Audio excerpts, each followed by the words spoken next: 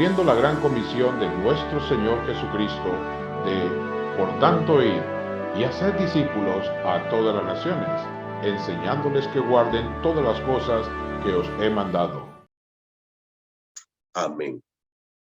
Estamos estudiando las cartas pastorales. No las vamos a estudiar versículo por versículo, así como estudiamos la carta a los hebreos, sino queremos ver algunos temas. No se olviden que las cartas pastorales fueron escritas por el apóstol Pablo para pastores, para Timoteo, que estaba pastoreando la iglesia de Éfeso, y para Tito, que estaba en la isla de Creta, donde habían varias iglesias, y Pablo lo envió ahí, como lo vamos a ver en esta mañana, en esta noche, para que nosotros podamos tener la orientación en cuanto a cómo es la vida de iglesia, en cuanto a cómo se debe llevar la obra de Dios.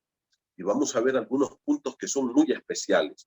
Como yo les dije en ese momento, hermanos, el apóstol Pablo le dice a Timoteo en el capítulo 3, 14, 15 y 16, por esta causa, yo te escribo, le dice, porque tengo la esperanza de ir pronto a verte, pero puede ser que tarde, y yo quiero que tú sepas, tengas el conocimiento cómo debes llevar la iglesia de Dios, cómo hacer el trabajo en la iglesia de Dios, porque ahí claramente dice que esta iglesia es de Dios, no es nuestra.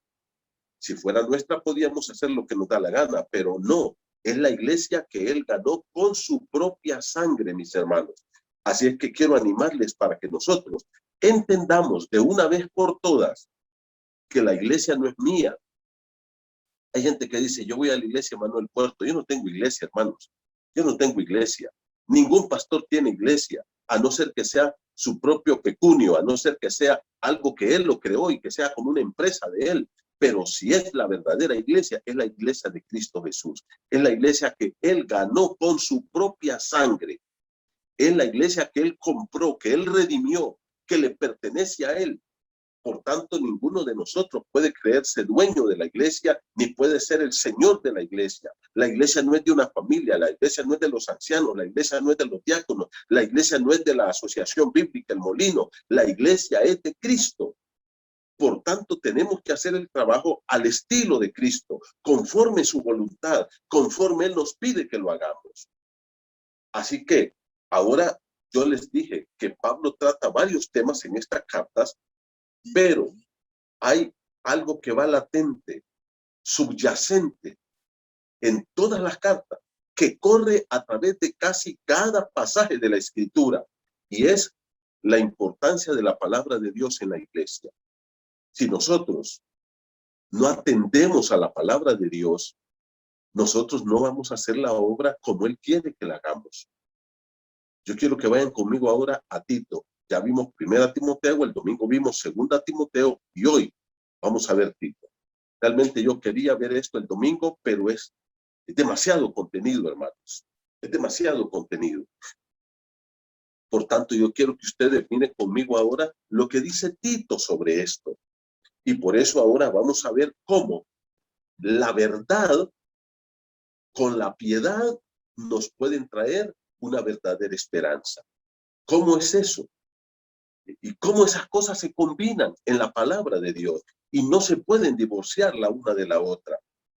Y Pablo, hemos podido ver nosotros, podemos ver que vino de 1 Timoteo enseñando este tema, pero en 2 de Timoteo fue punzante, en 2 de Timoteo fue tremendo lo que Pablo dijo acerca de la importancia de la Biblia, de la palabra de Dios, en mi vida, en mi familia, pero en la iglesia en general, en el cuerpo de Cristo.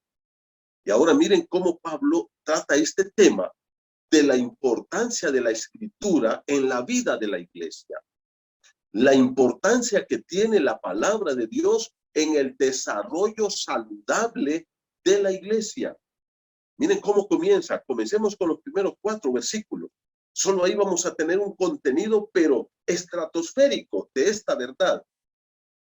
Vamos a leer, busque conmigo Tito, capítulo 1, del 1 al 4.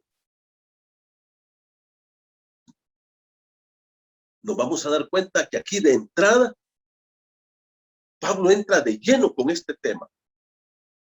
Pablo entra, pero con la daga a la yugular, con este tema.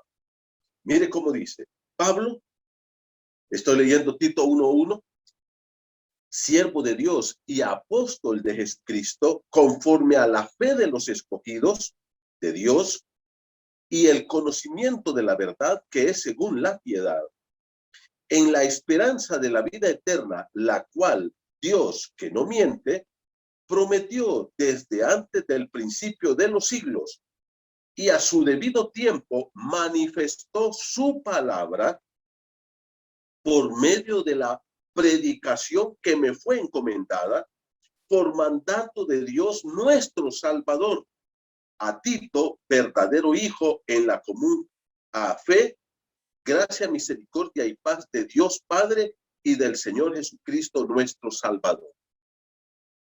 Hermanos, si nosotros entendiéramos de una forma más clara la profundidad que tienen las palabras que usa Pablo en esta introducción a la epístola a Tito, nosotros nos preocuparíamos por entender realmente el mensaje que Dios tiene en su palabra. Mire, esto es impactante. Mire cómo comienza diciendo, Pablo se identifica como era la costumbre en el mundo del primer siglo. Cuando alguien escribía una carta, lo primero que ponía era su nombre para que la persona que iba a recibir su carta pudiera ver quién escribía de entrada.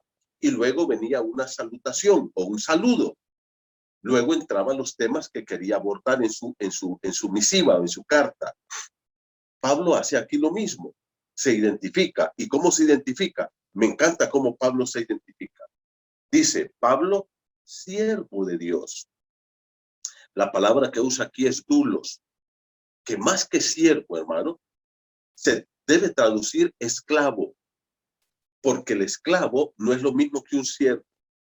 Por eso es que nosotros a veces no entendemos esto. Hermano, ¿sabes una cosa? Tú puedes ser siervo de muchos, pero esclavo no. En el mundo antiguo, cuando había esclavitud, escucha esto que te voy a decir, el amo, que era el dueño, el señor del esclavo, iba al mercado, se llamaba el agora, y ahí habían muchos esclavos que estaban a la venta.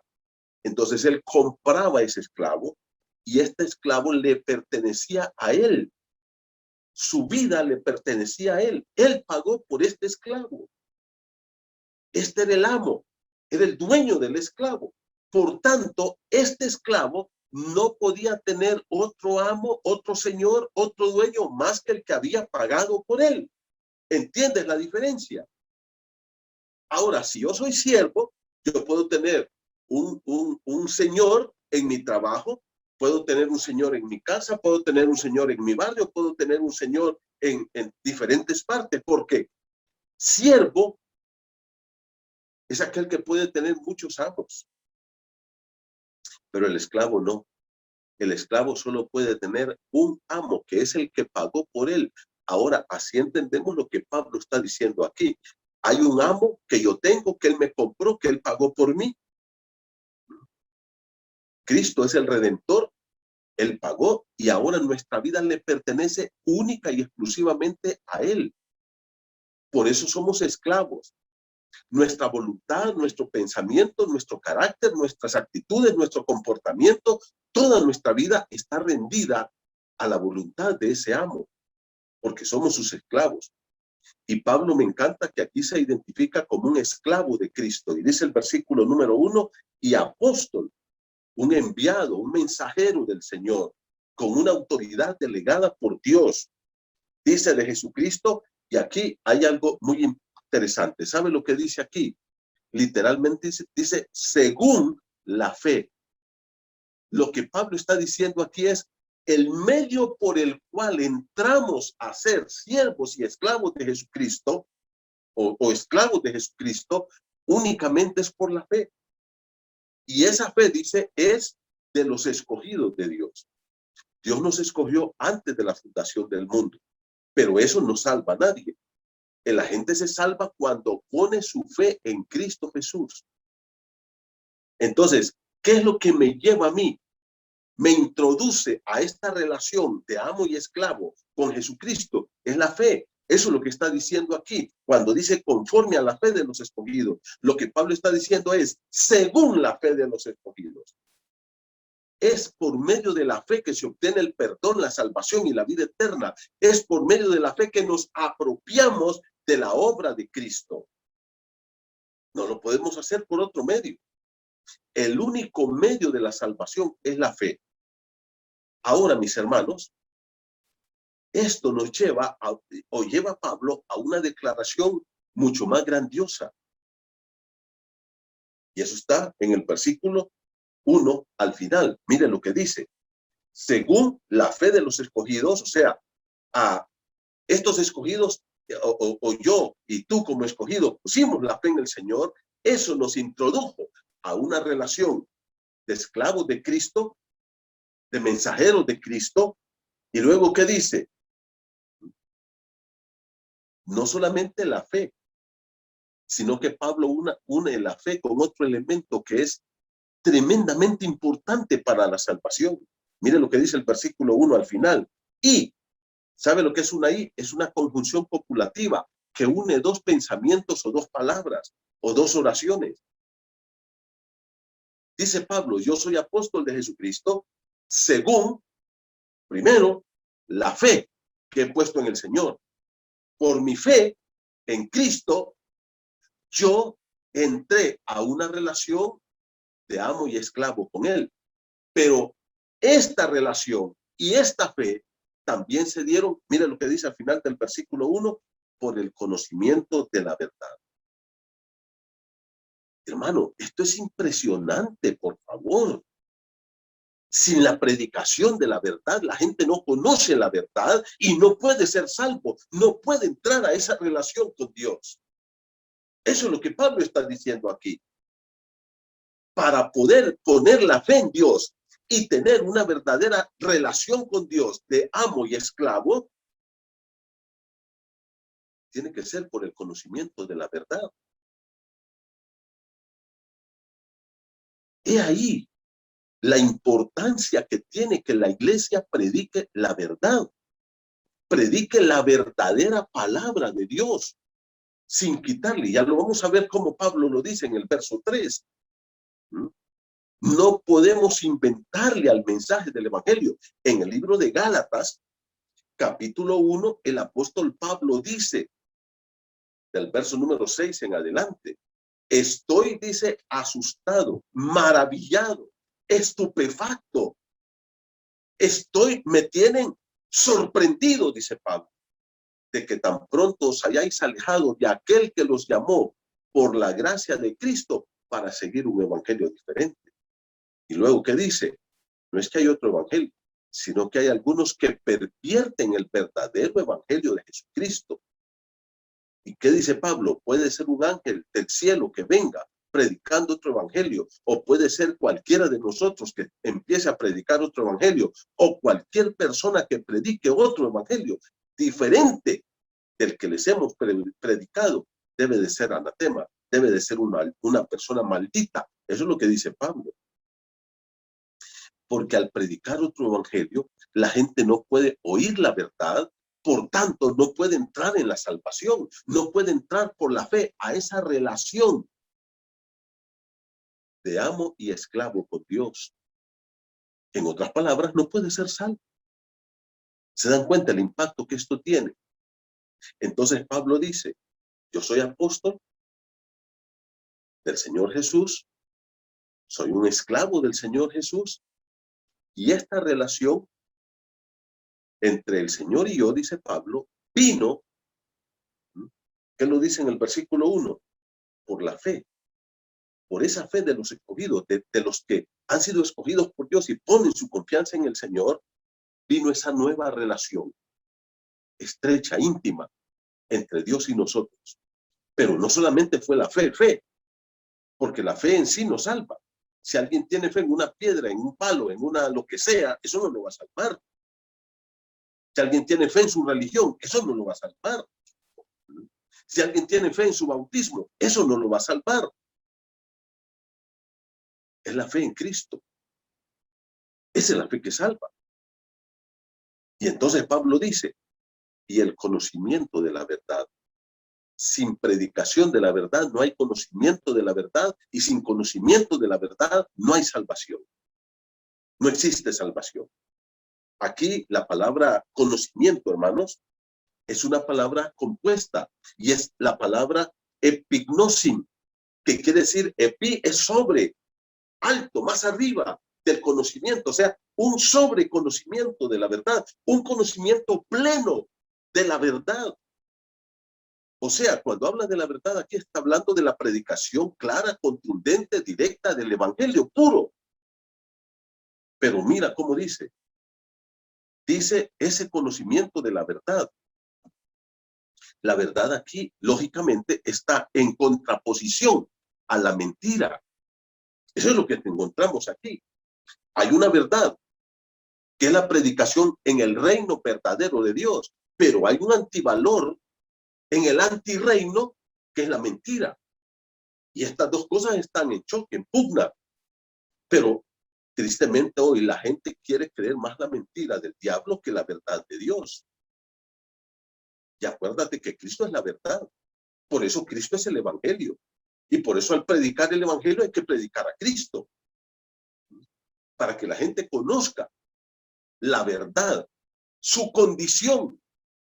¿Ah? Cuando el Señor llama al profeta Ezequiel, a quien en todo el libro le llama hijo de hombre, Dios le dice, yo quiero que tú profetices, Ezequiel. Y escucha bien, le dice, sea que se conviertan o no, yo quiero que tú profetices. Porque cuando tú les predicas y ellos se convierten, ellos se salvarán. Y tú has librado tu alma. Pero si tú no les predicas, ellos no van a escuchar. ¿Y qué dice? Y ellos se van a condenar, pero esas almas caerán sobre ti. Hermano, cuando nosotros callamos el mensaje del evangelio, o cuando nosotros, escucha bien, predicamos un falso evangelio, la sangre de esas almas que van a ir al infierno van a venir sobre nosotros. Y debemos por eso tener mucho cuidado con lo que estamos predicando y enseñando. Aquí la verdad está en contraposición a la mentira. Hay un reino verdadero y hay un reino falso. Hay valores del reino y hay antivalores del antirreino. La verdad es un valor en el reino de Dios. La mentira es un antivalor en el antirreino, que es el reino de Satanás. Según lo que encontramos aquí, Satanás ha creado toda una mentira desde Génesis capítulo 3 para engañar al hombre. Y Satanás sigue inventando falsas doctrinas, doctrinas de demonio, falsas enseñanzas, para que el hombre siga en el infierno. 90% de las personas que van a ir al infierno van a ir con una religión aquí en el hombro. Van a ir con una religión aquí. A Satanás no le importa si te va a llevar al infierno desde la banca de una iglesia o desde la banca de un prostíbulo. Eso no le importa. Lo que quiere es llevarte al infierno. Y Satanás se ha inventado millones, no digo miles, millones de religiones para tener al hombre engañado. Dice la palabra de Dios que la verdad, el conocimiento de la verdad es el que nos lleva a la salvación. Pero hay más todavía. Mira el versículo 1, cómo sigue diciendo. Dice al final que es según la piedad. La fe nos entra a esa relación con Dios. Cuando escuchamos la verdad, venimos a esa relación con Dios por medio de la fe. Pero una vez que entramos en esa relación con Dios, la verdad nos lleva a la fe nos lleva a la salvación, pero esto nos lleva a una vida piadosa. Miren qué hermoso esto, hermanos. La predicación de la verdad lleva al hombre a desarrollar una fe. Acuérdense lo que dice Romanos 10. La fe viene por el oír y el oír por la palabra de Dios. Ahora, ¿qué dice aquí? Ese conocimiento de la verdad lleva a la persona a una fe, a confiar en Dios y a entrar en una relación de amo y esclavo.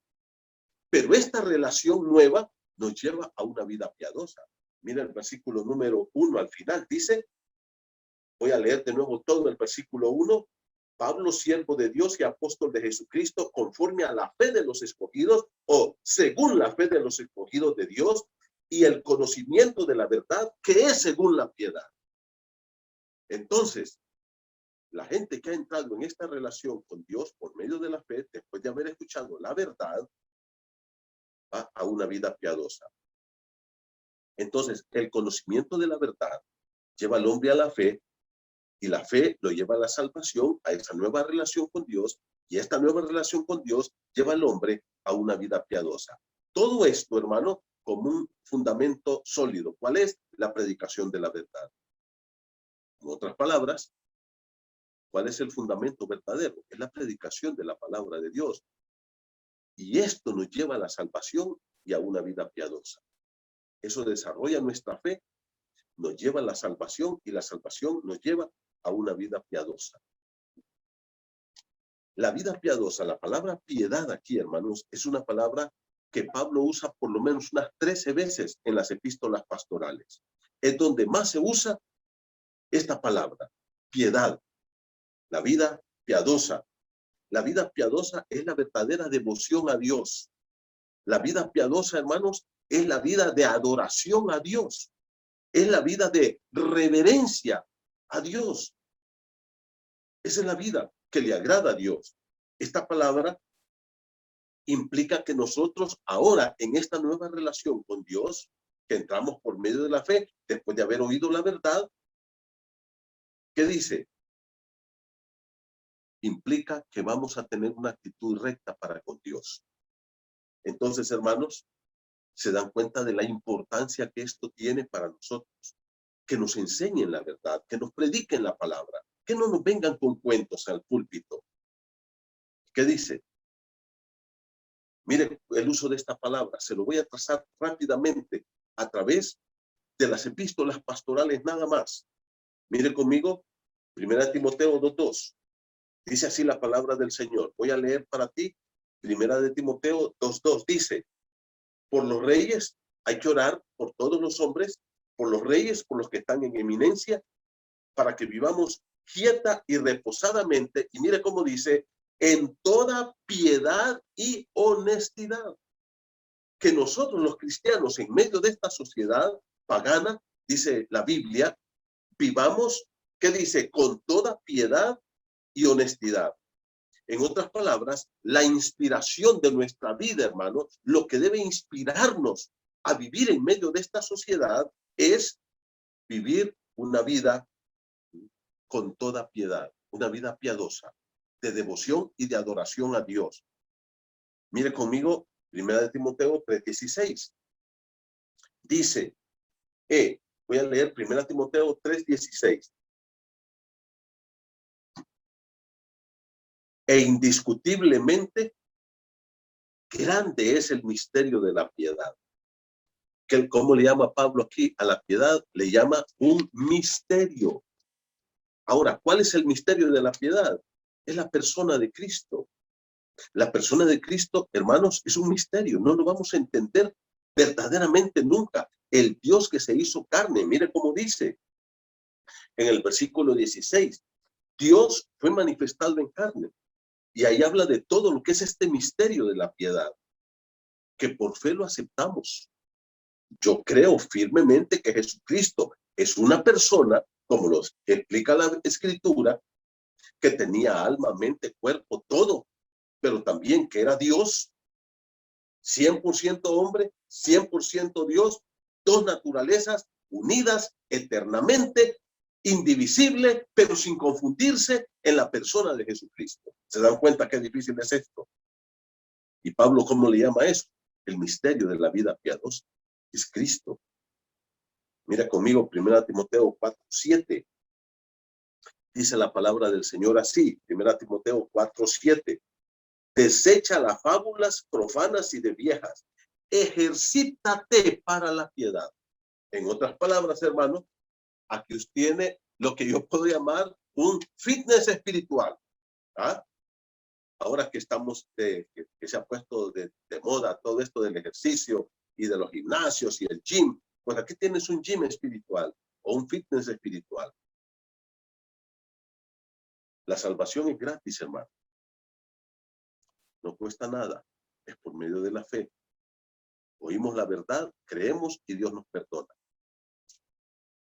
Pero la vida piadosa requiere de un esfuerzo, donde yo pago un precio. Y por eso dice, ejercítate. ¿Mm? Mire, ¿cuántos de nosotros no queremos tener un cuerpo estilizado? ¿Verdad que todos quisiéramos tener un cuerpo ahí, tener un six-pack por aquí y estar bien en forma y tener ahí todos los músculos bien desarrollados y estar fuertes?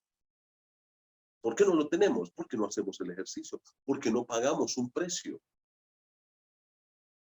Pero ¿sabes una cosa? Es lo mismo en el área espiritual. ¿Por qué no tenemos el poder y la victoria y todo el desarrollo espiritual y el crecimiento y el conocimiento y el servicio y todo? Porque no pagamos un precio. No oramos, somos descuidados en leer la Biblia, no queremos congregarnos. Ahora, queremos tener vidas espirituales victoriosas y allá, en una espiritualidad mayúscula, pero no queremos pagar el precio y eso no se puede. ¿Qué dice la Biblia? Ejercítate para la piedad. Ahora miren lo que dice el verso 8. Estoy en 1 Timoteo 4:8. Dice, porque el ejercicio corporal para poco es provechoso, pero la piedad, la vida piadosa, para todo aprovecha. El impacto de la vida piadosa, hermanos, es en todas las áreas de la vida del cristiano. Un impacto, mi vida piadosa, tiene un impacto en mi familia, tiene un impacto en mi sociedad, en mi trabajo, en la iglesia, en mis amigos. Dice, para todo aprovecha. Todas las áreas de tu vida son afectadas positivamente con una vida piadosa. Mire conmigo 1 Timoteo 6:3. Vaya conmigo a 1 Timoteo 6:3. Dice, si alguno enseña otra cosa, esto me encantó. Y dice, y no se conforma a las sanas palabras de nuestro Señor Jesucristo. Mire que aquí dice que hay palabras que son sanas. Eso quiere decir que hay palabras enfermas. Hay enseñanza sana, hay enseñanza enferma. Hay enseñanza de la verdad, pero también hay enseñanza de la mentira. Ahora dice, si alguno no se conforma o no está de acuerdo, o no está lleno con las sanas palabras de nuestro Señor Jesucristo, mira lo que dice el versículo 3, 1 Timoteo 6:3. Y a la doctrina que es conforme la piedad. Hermano, por favor, entiende esto.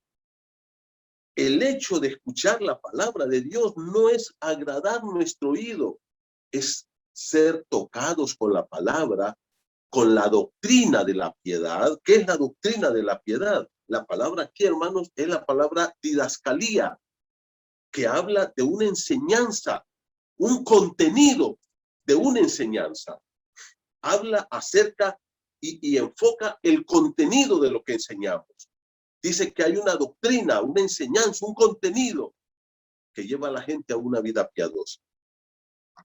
Por eso podemos ver lo importantísimo que es enseñar la verdad en la iglesia.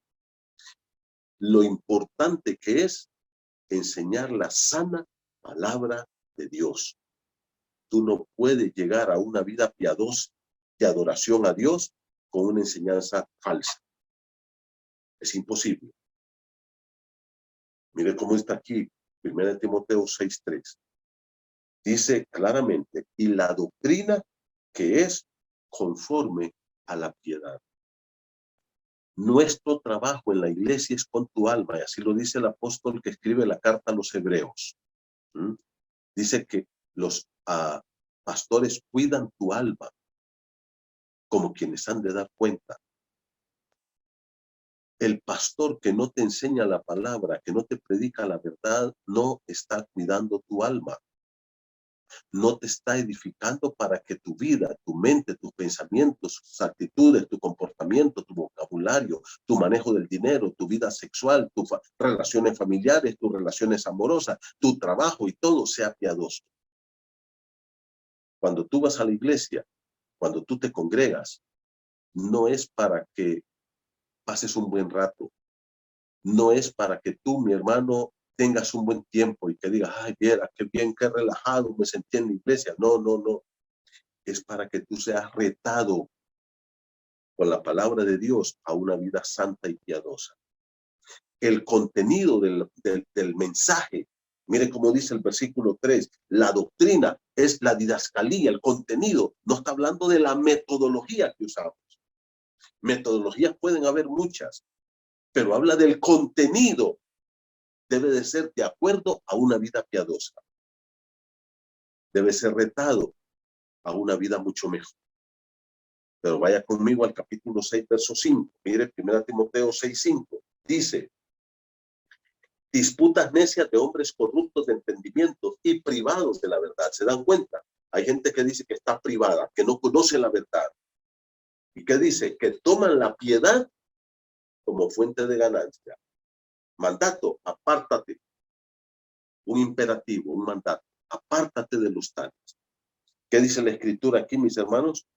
Que hay peligro, porque hay muchas personas, dice en la iglesia, ¿ya?, que van a querer usar la vida de iglesia, la vida de la predicación falsa, lógicamente esta es una predicación falsa, ¿ah?, para hacer dinero para ellos. Mire, esto está escrito aquí hace 2000 años. Esto no me lo inventé yo. Dice que muchos tomarán la piedad como una fuente de ganancia. Van a ver la iglesia y van a verte a ti nada más como una oportunidad para enriquecer. Al verte a ti, no van a ver una persona necesitada de Dios, necesitada de crecimiento espiritual, de cambio, sino van a ver un signo de dólar en tu rostro. Luego, ¿qué dice? Mira el versículo 11, 1 Timoteo 6, 11. Mas tú, hombre de Dios, huye de estas cosas. ¿De qué? De todo eso que acaba de decir Pablo a Timoteo. Y sigue la justicia, la piedad. Ahora, ¿te das cuenta? La piedad no solamente es un ejercicio, sino que es algo que yo tengo que seguir. Primero le dijo, ejercítate para la piedad. Ahora, ¿qué le dice? Hay un mandato aquí, hermanos, a seguir la piedad. Esto quiere decir que la piedad va delante de mí. Cuando alguien, por ejemplo, yo no conozco un lugar y llego a un punto de referencia y ahí alguien llega y me dice, sígueme. Entonces, él va adelante y yo voy atrás. Y yo voy por donde él va. Él me va guiando. La Biblia dice que la piedad es como eso, ¿ah?, como un guía que me va dirigiendo en la vida. Pero yo tengo que conocer la piedad. Por eso la piedad es una doctrina, ¿ah?, en un contenido que yo tengo que conocer. ¿Cómo tienen que ser mis pensamientos? Ahí está en la palabra. ¿Cómo tiene que ser mi vocabulario? ¿Cómo tienen que ser mis actitudes? ¿Cómo tiene que estar mi corazón? ¿Cómo tiene que ser mi trato a mi esposa? ¿Cómo tiene que ser mi trato a mis hijos? ¿Cómo tengo que manejar el dinero? ¿Cómo tengo que manejar la empresa? ¿Cómo tiene que ser mi relación con mis empleados, con mis compañeros de trabajo? Todos esos temas, la Biblia tiene un contenido que te dice así te debes de comportar con ellos. Y luego entonces dice, sigue. Deje que estos principios piadosos te guíen. Eso es lo que está diciendo en el versículo número 11. Sigue, dice, mire cómo dice, huye de estas cosas con la misma intensidad que estás huyendo de estos pecados, estás siguiendo o permitiendo que la piedad te guíe y va siguiendo lo que ella te indica que debes hacer. Mire conmigo, por favor, 2 Timoteo, capítulo 3, verso 5. Dice, sin afecto natural, implacables, calumniadores, intemperantes, crueles, aborrecedores de lo bueno. Vamos a ver, déjenme ver, 2.5, no sé, creo que está. Sí, dice, perdón, 3.5, dice, que tendrán apariencia de piedad, pero negarán la eficacia de ella. A estos evitan. Aquí hay un punto que es muy importante, hermano. ¿Sabe cuál es este punto? Que como dice, que algunas personas tendrán, que dice, apariencia de piedad. Solo serán cosas externas. Nosotros no tenemos que aparentar ser piadosos, tenemos que ser piadosos. Cada uno de nosotros realmente tiene que entender que la piedad no es algo que yo debo de aparentar o presentar ante el público. Yo tengo que tener un corazón piadoso para mi Dios. Y ahora hay muchas de estas enseñanzas en la Escritura, hermanos. La pregunta es, ¿qué es lo que nos lleva primero a la salvación y a esta nueva relación con Dios, y luego a una vida piadosa en la iglesia, la predicación de la verdad. Regrese conmigo, por favor, a Tito, capítulo 1. Hay otros pasajes que podríamos estar viendo, pero no podemos estar en esto. Vamos a estar toda la noche, hermanos. Esto tiene un contenido demasiado amplio, grande. Mire conmigo Tito, capítulo 1, versículo, y solo estamos en Tito 1:1. No hemos avanzado. Entonces, ¿qué dice Pablo? Pablo, siervo de Dios, soy un esclavo de Dios, dice Pablo, pero también soy apóstol de Jesucristo, un enviado de Jesucristo. Pero esta relación de apóstol, de esclavo, dice Pablo, se dio de acuerdo a esa fe que yo puse en el Señor. Pero luego, ¿qué dice? Pero esa fe vino por el conocimiento de la verdad. En otras palabras, yo escuché la verdad, al oír la verdad, creí en Dios, puse mi fe en Él y entré en esa relación con Él. Y luego, ¿qué dice? Pero esa relación también me llevó a una vida piadosa. La enseñanza de la verdad en la iglesia lleva a la iglesia al crecer, a madurar, a una vida que le agrada a Dios. No solamente a una salvación, sino también a una vida piadosa. Mira el versículo número 2, porque Pablo va a avanzar un poco más en este punto. Dice, en la esperanza de la vida eterna. Ahora Pablo dice, mire, ya no solamente tengo una nueva relación con Dios de amo y esclavo. Cuando yo escuché la verdad, entré por la fe a esa relación con Dios, y esa nueva relación con Dios, seguí escuchando la verdad y me llevó a una vida piadosa. Y ahora dice, además de eso, por escuchar la verdad, ahora tengo una nueva esperanza. Versículo número 2, en la esperanza de la vida eterna. Hermanos, esto es hermoso.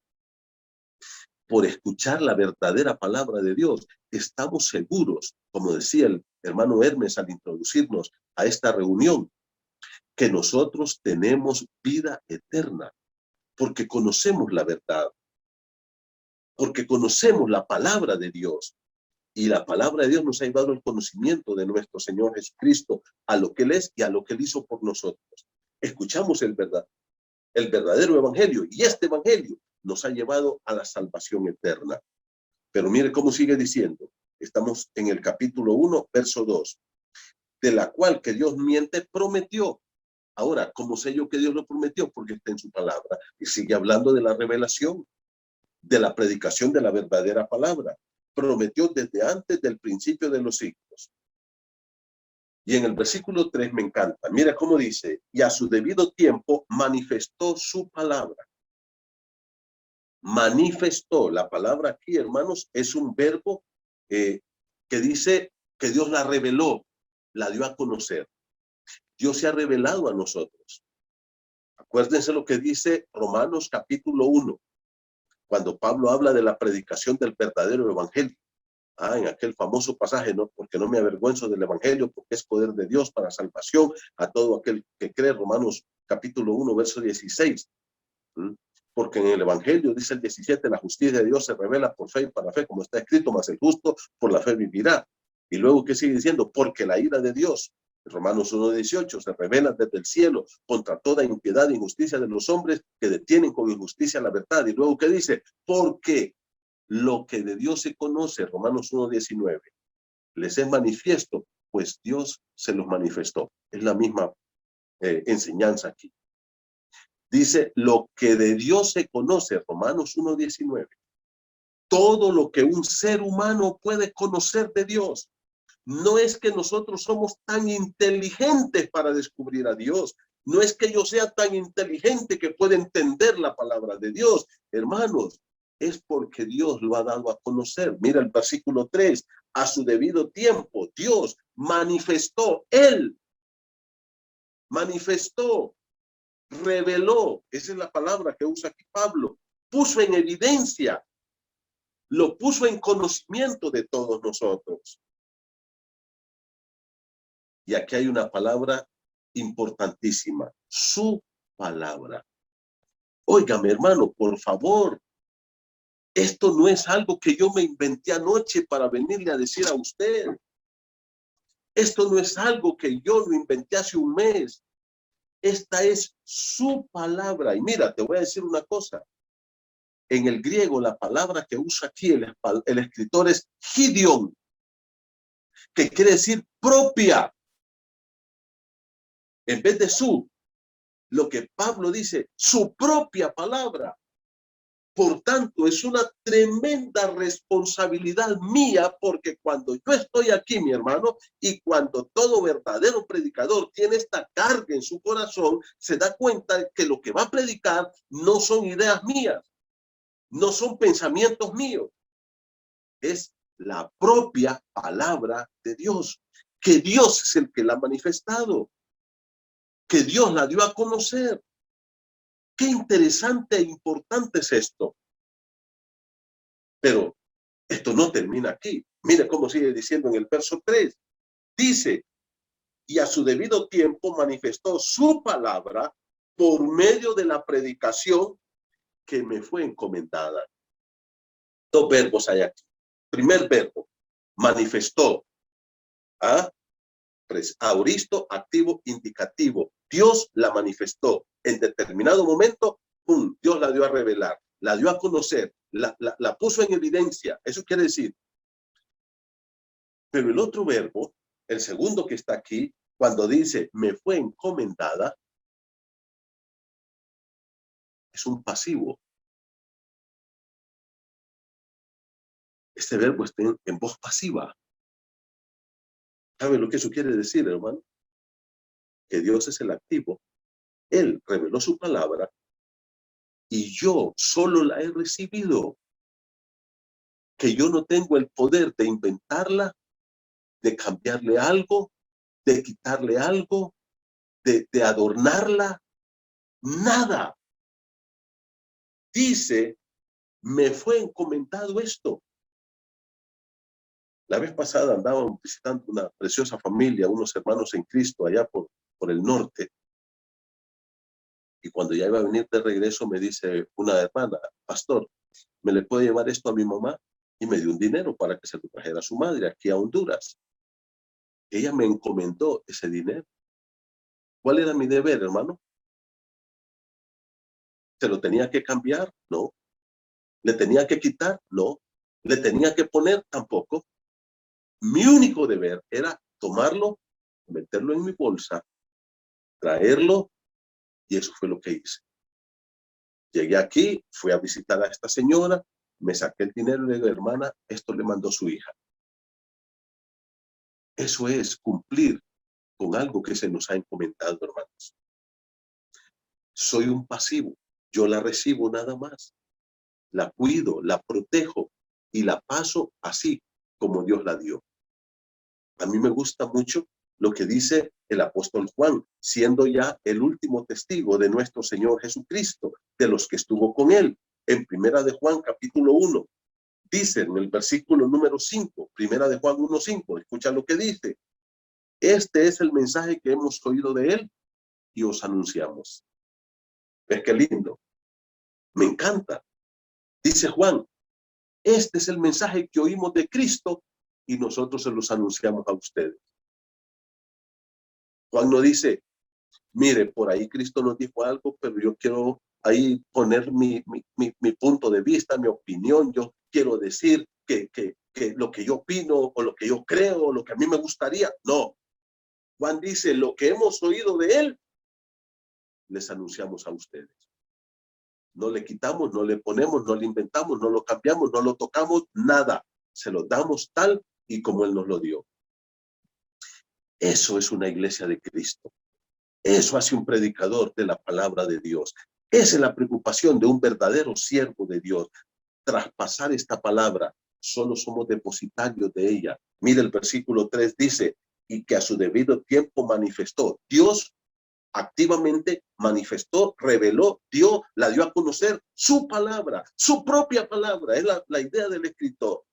No es mi palabra, no es mi voluntad, no son mis pensamientos, no es mi deseo. Es lo que Dios dice. Como decían los profetas del Antiguo Testamento, así dice Jehová. ¿Y ahora qué dice? Manifestó su palabra por medio de la predicación que me fue encomendada. Pasivo. Me fue encomendada. Es un auristo pasivo. Pablo literalmente dice, me fue confiada esta palabra. Dios tuvo la confianza de ponerla en mí. yo la he recibido, soy depositario de esta palabra. Y me gusta, dice, por mandato de Dios nuestro Salvador. Este es un mandato de Dios, que prediquemos la verdadera palabra.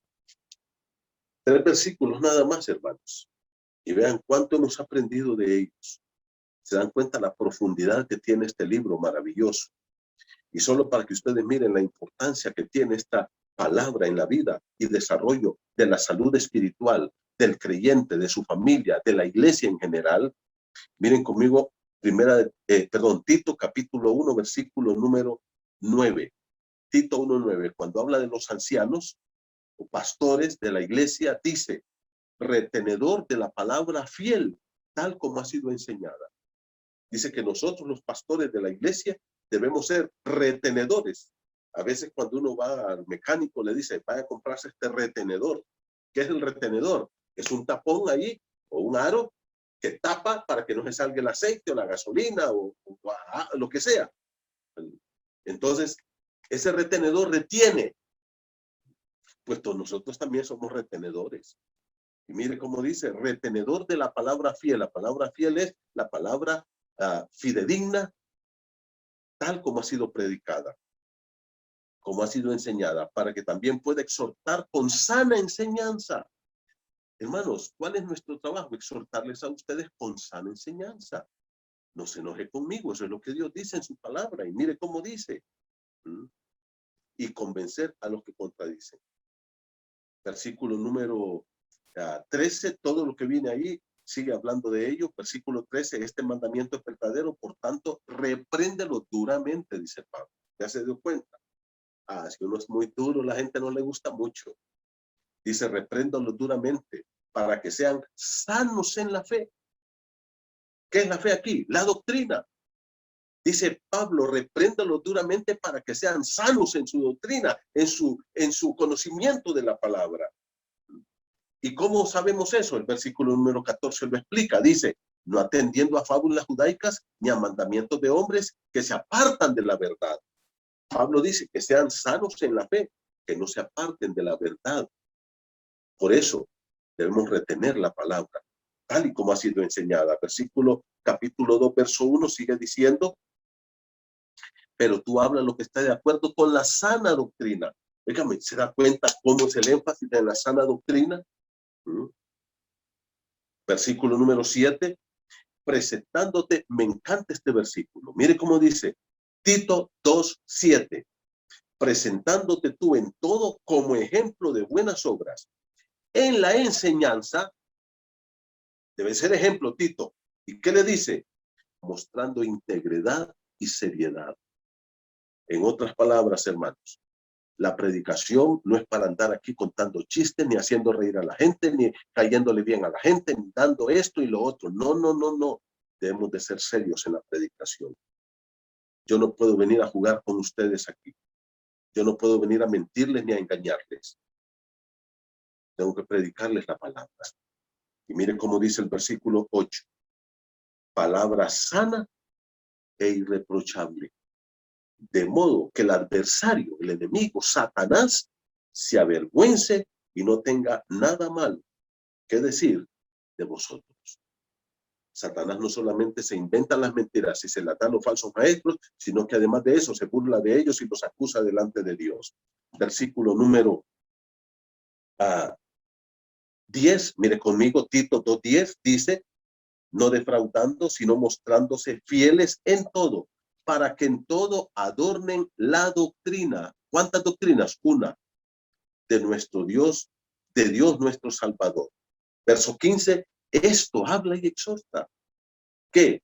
La palabra de Dios. Y ahí termina diciendo en el verso 3:1, recuérdales otra vez. Predica esto, Tito. Entonces, hermanos, como podemos ver, y aún en el 3:8, Pablo termina diciendo, palabra fiel es esta, y en estas cosas quiero que insistas con firmeza. Pablo dice, insiste en esto. No te dejes llevar por filosofías y por humanismo y por rascarle el oído a la gente. No, no. Insta con firmeza. Ahora, como podemos ver nosotros a través de todos estos estudios que hemos tenido, hermanos, he tratado de enfatizar la importancia que le da la Biblia a la sana predicación de la palabra de Dios. Sin esto, no hay crecimiento. Primero, no hay salvación. No hay una buena relación con Dios. No hay crecimiento espiritual. No hay madurez. No hay piedad. ¿Y qué va a pasar al final? Una iglesia floja, que tal vez ni sea iglesia, porque si no hay predicación del evangelio, si no hay sana doctrina, no puede haber salvación. Y si no hay salvación, no puede haber vida piadosa. Puede haber religiosidad y lo que ustedes quieran. ¿Y cuál es el punto? Que en medio de todos estos temas que el apóstol aborda a las epístolas pastorales, que son instrucciones para cómo se debe desarrollar y trabajar en la iglesia, hay un tema que es el que amarra todo. ¿Cuál es? Cuida la predicación de la palabra. Predica la palabra. La palabra trae salvación. La verdadera predicación trae perdón, trae esperanza de vida eterna, trae una vida piadosa. Dos cosas tenemos que unir: la verdad con la fe. Y esto nos lleva a una vida piadosa. Hermanos, crezcamos en la palabra. Sigamos la palabra. Amemos la palabra. Estudiemos la palabra. Y vivamos la palabra. Que Dios los bendiga.